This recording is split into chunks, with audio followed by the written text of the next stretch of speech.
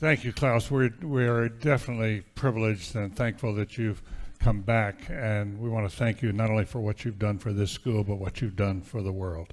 You've devoted your life to making the world a better place, something which goes to the heart of what the Kennedy School is all about. It's been striking to us as we've had the pleasure, and this goes back to Dean Elwood, that when you brought the Young Global Leaders Program here for executive education and the Schwab Fellows, but there are two countries in the world now in which the young global leaders have emerged. Tell us just a bit about that in terms of the governance. Yes, actually, this notion to integrate young leaders is part of the World Economic Forum since many years. And I have to say, when I mention now names like Mrs. Merkel, even Vladimir Putin and so on, they all have been young global leaders of the World Economic Forum. Mm-hmm. But what we are very proud of now is the young generation, like Prime Minister Trudeau, President of Argentina and so on, that we penetrate the cabinets.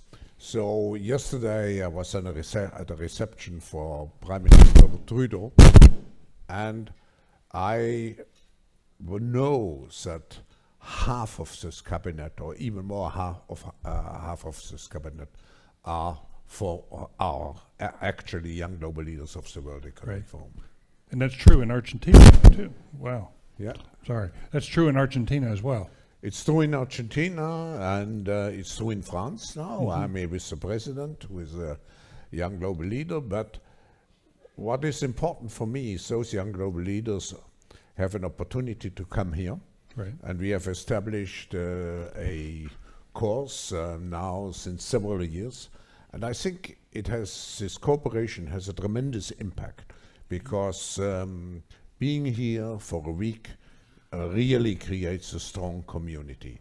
And we, in addition to the young global leaders, we have now the global shapers in 450 cities around the world.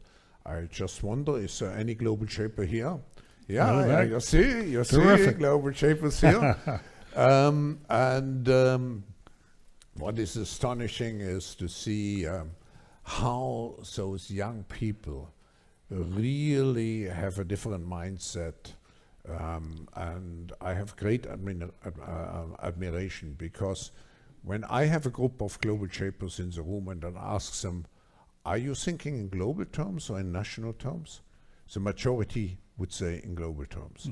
If I ask them what is more important for you, to make money or to serve society, certainly 80% would raise their hand and would say serving society.